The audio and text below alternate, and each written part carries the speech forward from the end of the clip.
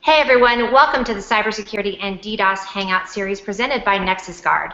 This is a live Hangout on Air series where we're going to tell you about the latest in distributed denial of service attacks, DDoS, and cybersecurity issues, and how you can protect your company and yourself online. And this is our very first episode, so I'm going to introduce you to Nexusguard. This is who it's presented by, and tell you about them, how they are the world's leading DDoS protection and mitigation providers, and fill you in on the company history. It's going to be really exciting. We're also going to fill you in on the latest and greatest in what's been going on in the last few months with cybersecurity and DDoS. Tons to fill you in on, okay? So my name is Mia Voss. Today I'm talking with Sean Mark, and he is with Nexusguard, and I'm going to read to you about him because he's so interesting. We've talked with him before. Sean has a decade of experience as an innovator and technologist, and he specializes in tackling difficult internet security problems by bringing high-quality and effective products and services to market for global customers in both startup and enterprise ecosystems. Wow. Look at you, Sean Mark. It's great to see you. Welcome to the show. Thank you, Mia. I'm happy to be here. As always. All right, so let's jump in. We have a ton to cover. So you ready to dive in? Yep, great. Okay, so first of all, again, thanks so much for joining us. And can you tell us a little bit about your background and how you got into this world? Sure. Well, I like to say I'm a recovering network engineer. I grew up in the cybersecurity space. One of the early DDoS attack communities, I was a part of that. You know, if you're familiar with the internet with relay chat and gaming, entertainment, and hosting spaces, they kind of were the first verticals to deal with DDoS, and I was right in the middle of those arenas. So I used to be with a company called Black Lotus Communications that recently got acquired by Level 3, and we did some great things. We pioneered the network mitigation and application security space, and now I'm here at Nexusguard helping them revolutionize their product set for the cloud, cybersecurity, and entertainment space. I love it. So you're bringing your experience to a whole new level and a whole new arena. I'm sure Nexusguard is very excited about that as well, especially after hearing your background. So now you all know why we're talking with him today. Okay, so tell me a little bit more about Nexusguard. How long has it been operating, and how they've grown?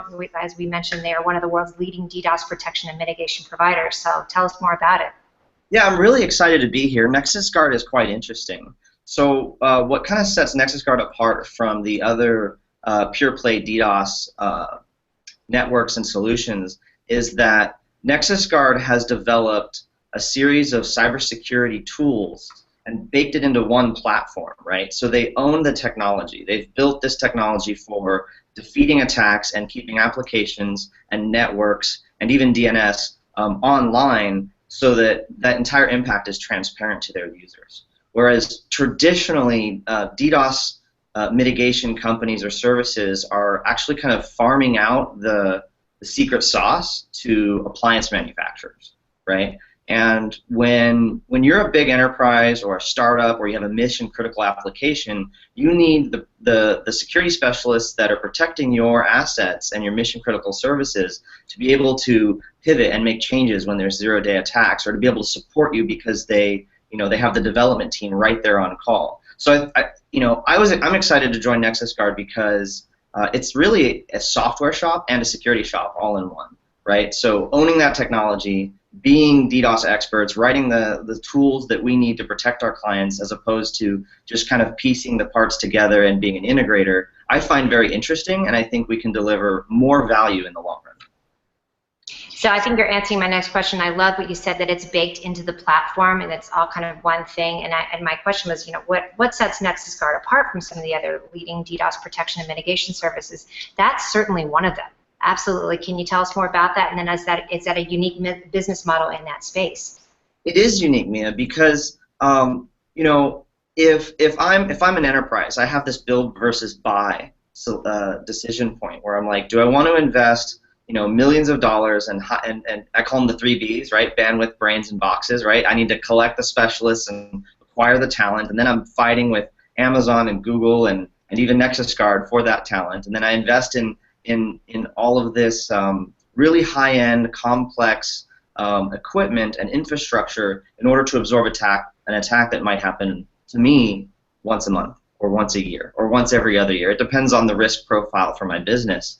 But it doesn't really make sense. And so what sets Nexusguard apart is we're building kind of a safer internet, right? And we're applying all of the best practices, all of the tribal knowledge in everything we do.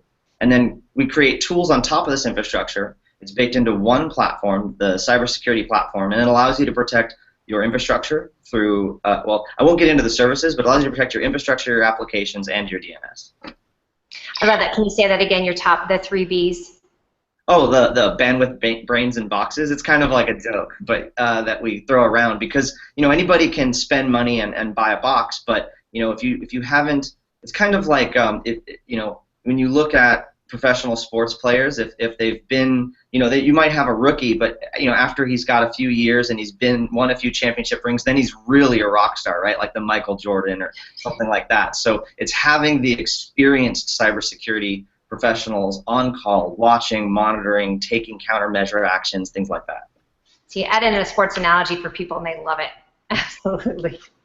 So if you're just tuning in, you're watching the Cybersecurity and DDoS Hangout, and it's hosted by Nexusguard. And today we're talking with Sean Mark. He is the EVP, the newly minted EVP at Nexusguard, and he's filling us all in on the company and all the things we need to know about cybersecurity and DDoS. So let's jump into our next one if you're ready. So if you, we went through it a little bit. Walk us through their service offerings and how you protect your clients.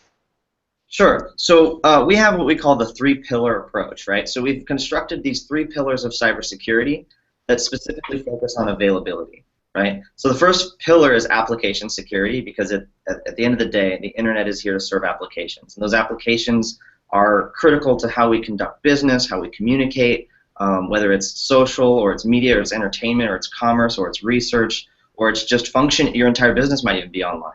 So application protection is probably the most important piece, but it is one of 3 pillars because applications rely on infrastructure and systems to store data, to serve traffic, to interact with other third-party systems or machine-to-machine communication. Maybe you're integrated with PayPal or some broker firm or some ad serving or something like that. And so the second pillar is origin protection, right? And that protects the infrastructure that serves your applications, right? And the third piece, the third pillar, is DNS protection. And if you're not familiar with DNS, it's basically the Rolodex for the internet. It allows you to reach and resolve applications and services with human-readable names. And so these 3 pillars together comprise not just a backup plan, but a whole strategy for how you ensure that your business maintains uptime regardless of the threats that it's facing, right? So we bake them into one platform. It's the Nexusguard platform. And you have the tools you need, whether you're a CISO of a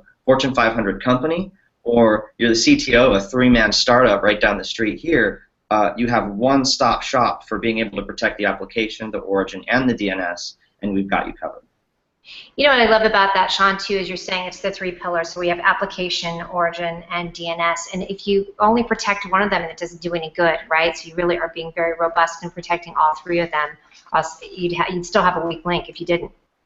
Yep, that's exactly right. We want to make sure that you're not, we don't focus on just one attack vector space because really what we're protecting is the business, right? It's not, oh, that attack's a little different. It's going to come in through this way and take off this other resource and exhaust that. But it's how does we understand that companies rely on multiple systems, right? It's a complex problem, and so the solution needs to be complex, but how you implement it needs to be simple.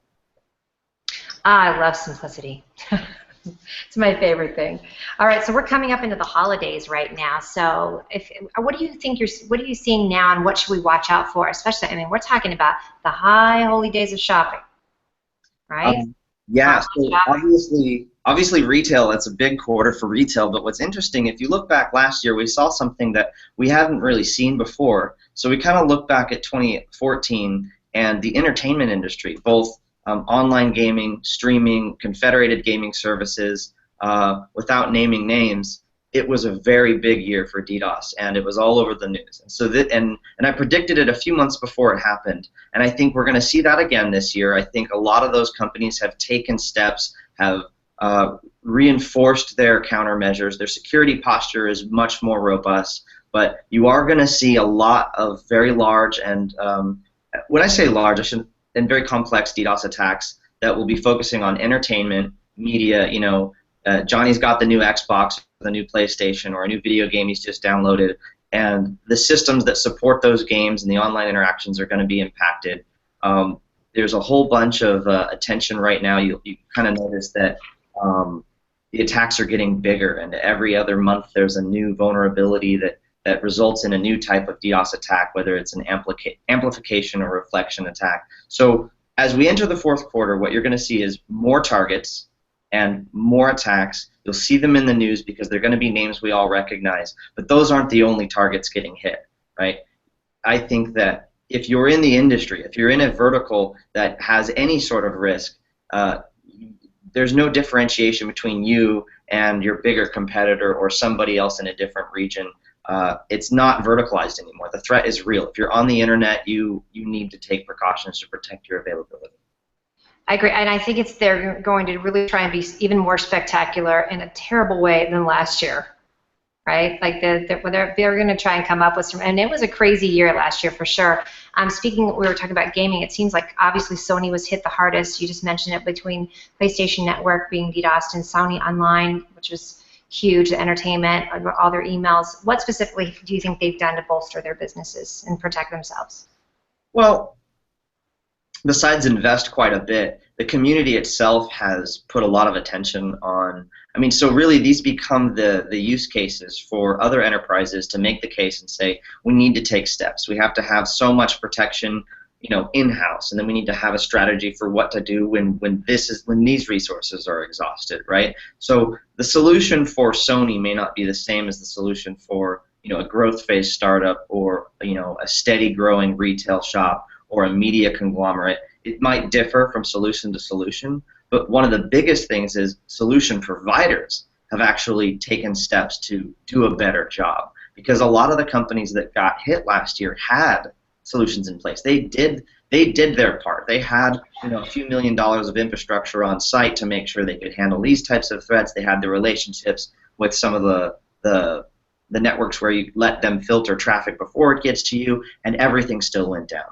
It was almost as if they had nothing, right? Weeks of interrupted service, days of degraded quality of service. So I think this year there's going to be more attention, more money being spent. I know I'll give you one example. Is a few years ago when I attended a security conference, I was explaining to people what DDoS was. This last security conference earlier this year, every single booth people were talking about DDoS as one of the important pieces in their overall cybersecurity offering, whether it was a software play or a service play or some box. DDoS was front and center, and everyone's talking about it. So that's quite a paradigm shift for the industry. Whether it's from a fear-based type of environment, it's still great to know that it's more of a commonplace conversation, right? Yeah, that's right. For people to talk about it, and that way we're as CISOs, we put it into our budget. We understand that this is to make sure that this investment protects us. I don't call it insurance. You'll hear that a lot. People kind of relate DDoS mitigation to insurance. It's more of an assurance that when that vulnerability is exploited, when that attack comes at you, that you're not interrupted. You have business continuity, and that your reputation, your revenue, and your reliability aren't impacted. I think that actually does help your reputation if you were able to keep yourself protected. I think there is a little bit of a stigma when they are attacked of like, wow, you left your barn door open, you're keeping yourself protected. So I think people are really going to be pushing that quite a bit. And if you're just tuning in, you're watching the Cybersecurity and DDoS Hangout. It's presented by Nexusguard, and we're talking with Sean Mark and filling you in with all kinds of great information. So Sean, you mentioned retail just a few minutes ago. I want to follow up on that. How have retail outlets increased their point of sale security in the wake of the Target breach? Well, one thing I've noticed is an increase on the focus of web application security. So, traditionally DDoS has always been thought to have been these large volumetric attacks that affect the reachability of a resource. And I'd say in the last 3 or 4 years, we've been addressing a growing concern that these attacks target the applications themselves.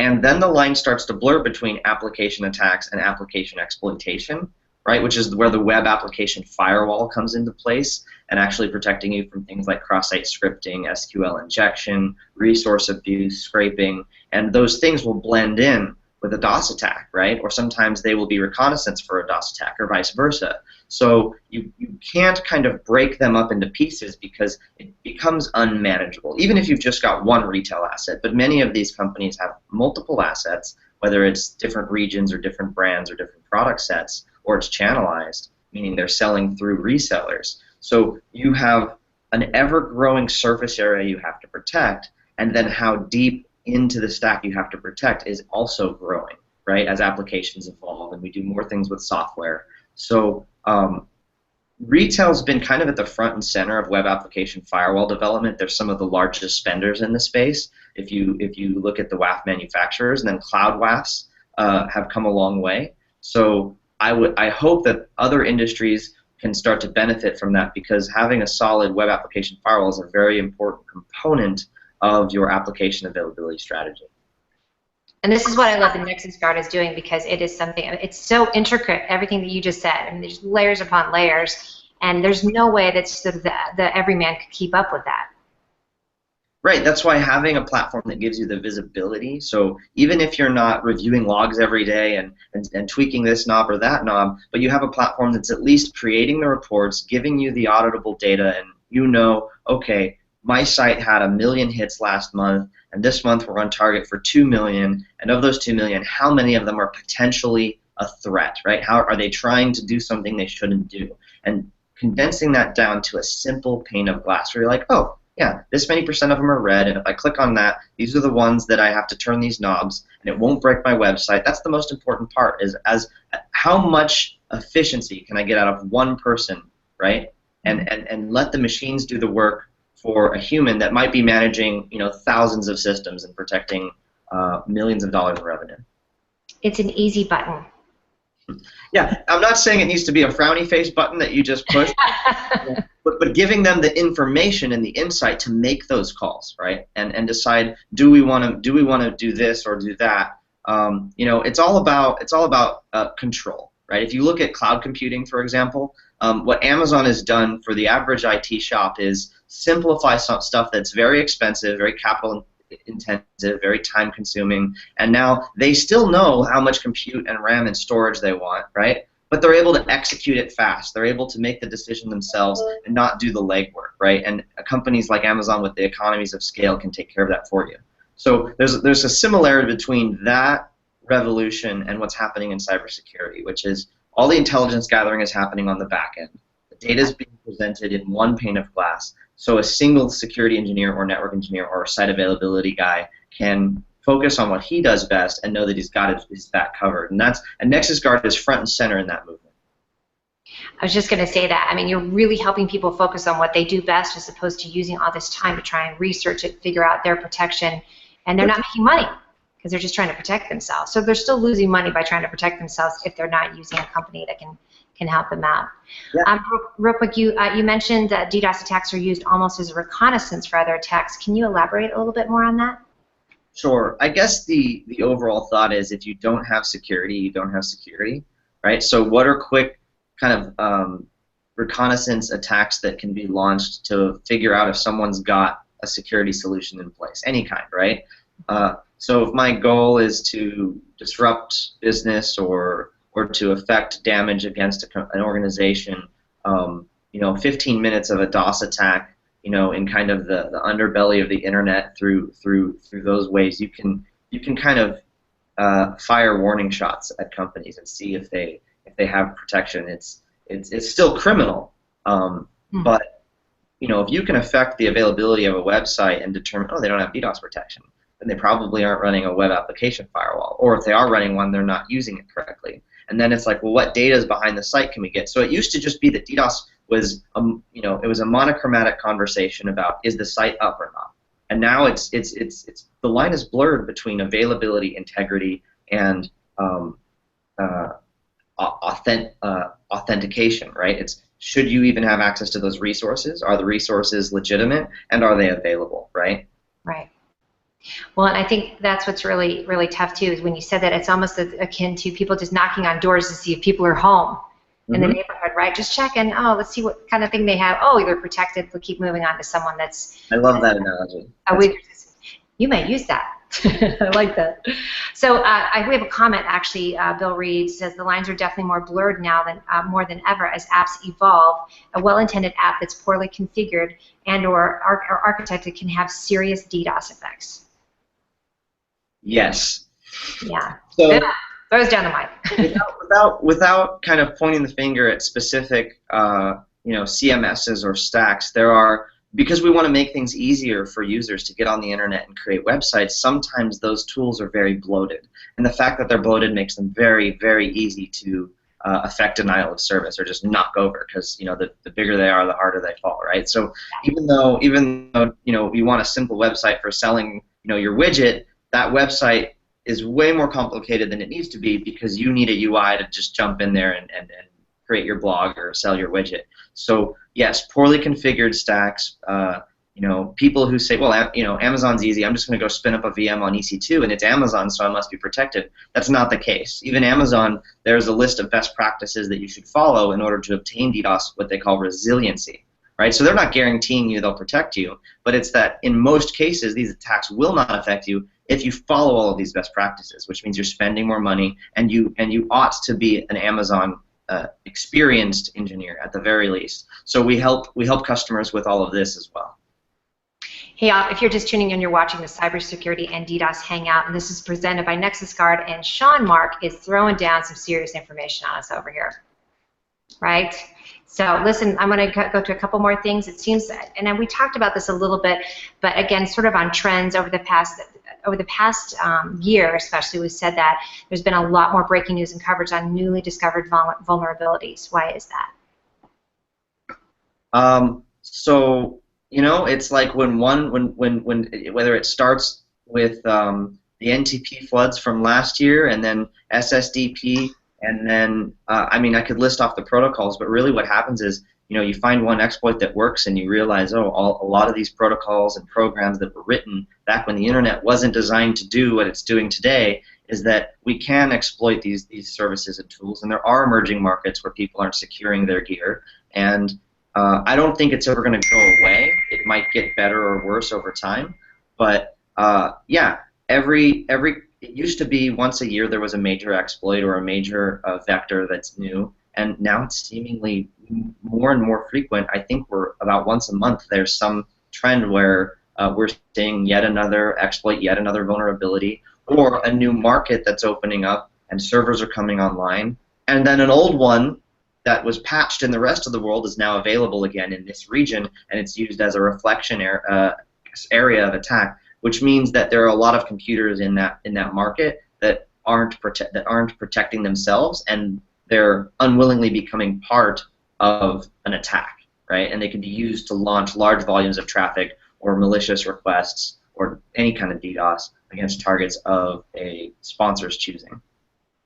Oh, somebody really has a lot of time in their hands out there to go figure out how to do all this. It's amazing, but I think it's a competition in that world. Who can kind of cause the most damage? Yeah, it's an arms race. It's an arms race, and there's two types of arms, right? There's the you could call it a hacker, but it's really there's the malicious group who want to hurt those who use the internet for good, whether it's economic gain, building wealth, making a better world, making the place a safer place, communicating, connecting people, and then there's those who wish to cause mayhem and disruption, and some of them do it for hire, others do it for fun or for the lulz, right? If you remember lulsec and Anonymous and Lizard Squad, and my job is to help, because I'm an entrepreneur at heart and in spirit, and I'm a recovering network engineer, so I like to add value by creating tools to kind of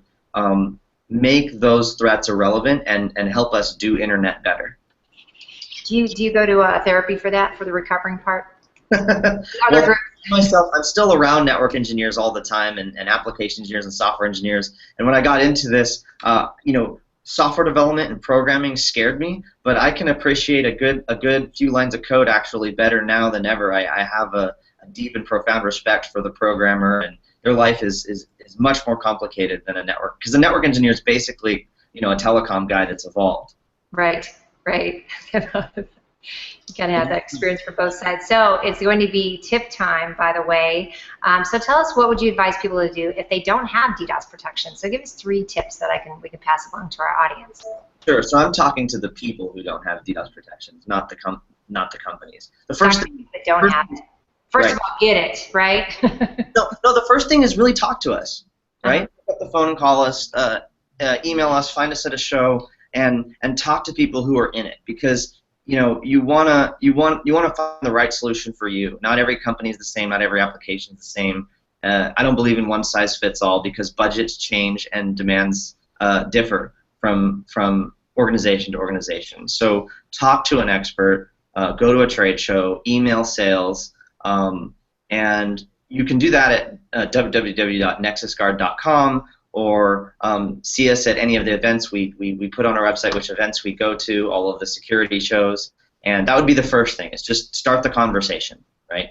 The second thing is identify what is critical to the operation of your business, demark off those things, and determine what it would cost you in terms of reputation or revenue or business continuity, and then that'll help you make the case to establish the budget for what can I do to protect myself, right?